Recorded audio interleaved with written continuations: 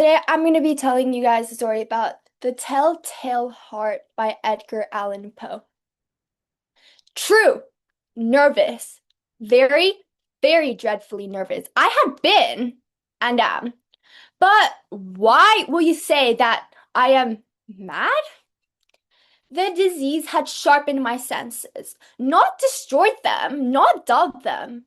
Above all was my sense of hearing. I heard all things in heaven and on earth. I heard many things in hell. How, then, am I mad? Listen and observe how calmly, how clearly I can tell you the whole story. It is impossible to say how the first idea entered my mind. But once it did, it haunted me day and night. There was no motive. There was no hatred. I loved the old man. He had never wronged me. He had never insulted me. I had no desire for his gold. I think it was his eye. Yes, it was his eye. One of his eyes resembled that of a vulture, a pale blue eye with a filmy veil over it. Whenever it looked at me, my blood ran cold. Gradually, very gradually, I made up my mind to take the old man's life and rid myself of the eye forever. Now, this is the point. You think I am mad. Madmen know nothing, but you should have seen me. You should have seen how wisely I proceeded, with what caution, with what foresight, and with what careful deception. I was never kinder to the old man than during the entire week before I killed him. Every night about midnight, I gently turned the latch and slowly opened his door. So gently, when there was just enough space, I slipped in the dark lantern, completely covered so that not a single ray of light escaped. Then I slowly put my head through the opening. Oh, you would have laughed to see how cleverly I did it. Very, very slowly.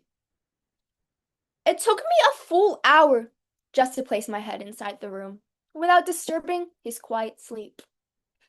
Would a madman have been so wise? I think not. When my head was finally inside, I carefully uncovered the lantern.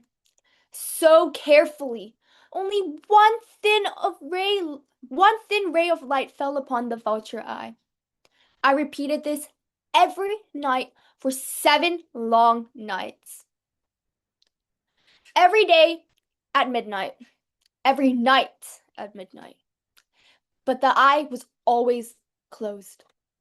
And so I could not do the deed. It was never the old man who troubled me. It was his evil eye. Every morning I greeted him warmly, spoke cheerfully, and asked how he had slept. Who could ever suspect that every night at exactly 12 o'clock I stood watching him as he slept? On the 8th night, I was more cautious than ever. The minute hand of a watch moved faster than I did. Never before had I felt so proud of my cleverness. Little by little, I opened the door. I almost laughed. Then my thumb slipped on the lantern. The old man sprang upright. "Who's there?" I froze, completely still. For an entire hour, I did not move a single muscle. Then I heard it, a low groan, not of pain, not of grief. It was the groan of pure terror. I knew that sound very well. Many nights I had heard it, the very same sound rise from my own heart. The old man tried to comfort himself. It's only the wind, only a mouse, only a cricket. But he could not believe it. Death was already beside him. I waited. Then I slowly opened the lantern. Just a tiny crack. A single ray, as thin as the spider's thread, fell directly upon the vulture eye. It was open, wide wide open. At that moment, I became furious. The eye stared at me, cold, blue, covered by its hideous veil. Then I heard it, a low, dull, quick sound, like a watch wrapped in cotton. It was the old man's heart. It beat faster, louder, louder, louder. The sound filled the room. I scarcely breathed. Still, I waited. But the beating became even louder. Louder, louder, louder. I feared the neighbors would hear. The old man's hour had come. With a loud yell, I threw open the lantern and leaped into the room. He shrieked. Once. Only once. In an instant, I dragged him to the floor. I pulled the heavy bed over him. Then I smiled. The deed was almost done, and for many minutes, the muffled heartbeat continued.